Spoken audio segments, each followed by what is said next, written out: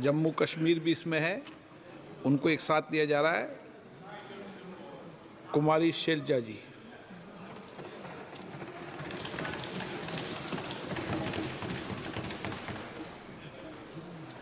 धन्यवाद अध्यक्ष महोदय।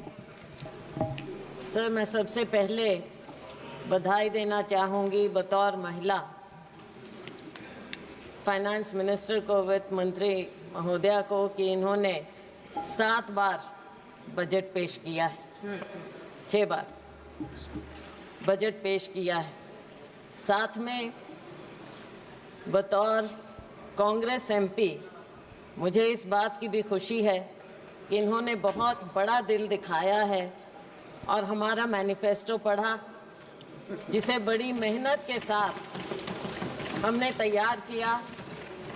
हमने कोई गारंटी इनकी सरकार की तरह, मोदी जी की गारंटी की तरह नहीं कहा, लेकिन हमारे नेता राहुल गांधी जी ने पूरे देश में जा जाकर लोगों को गले लगाकर उनकी दुख तकलीफ समझकर इस मैनिफेस्टो को सबके साथ मिलकर तैयार किया। और इन्होंने हमारा मैनिफेस्टो पढ़ा, अपनी गारंटी को साइड में रखा और हमारे मैनिफेस्टो को लागू किया। मैं इनकी बहुत शुक्रगुजार हूँ। अब मैं इस बजट को क्या बोलूं? कुर्सी बचाओ बजट बोले,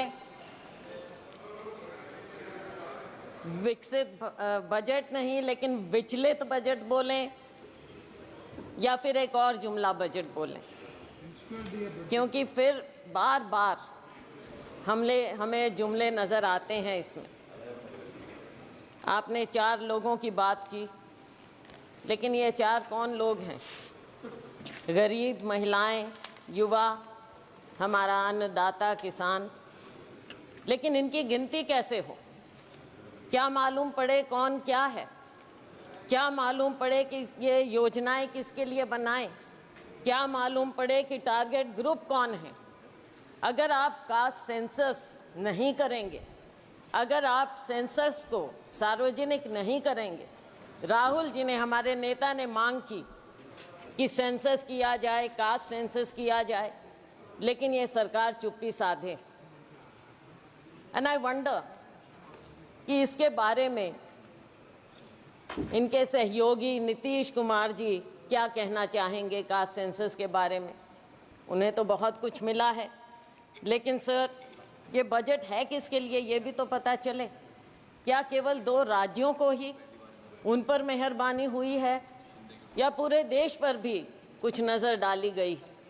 ऐसा नज़र नहीं आता कि 2 राज्यों के अलावा कुछ दिखा हो, या फिर भाजपा शासित प्रदेशों के अलावा कुछ नज़र आता हो।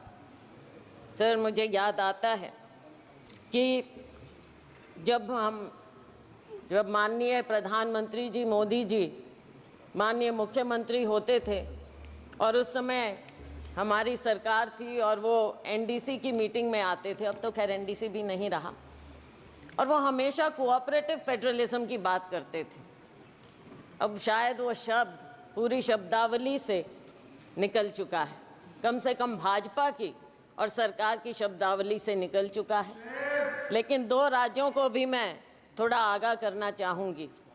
नीतीश जी तो हमारे साथ पुराने रह चुके हैं, 10वीं लोकसभा में थे, सब समझते हैं। नायडू जी भी बहुत अनुभवी हैं, राजनीतिज्ञ हैं।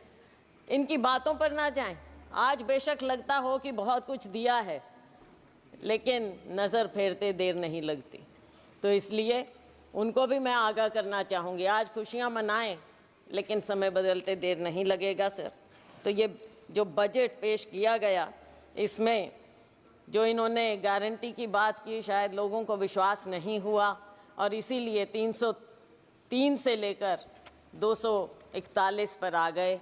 विश्वास पैदा करना इनका काम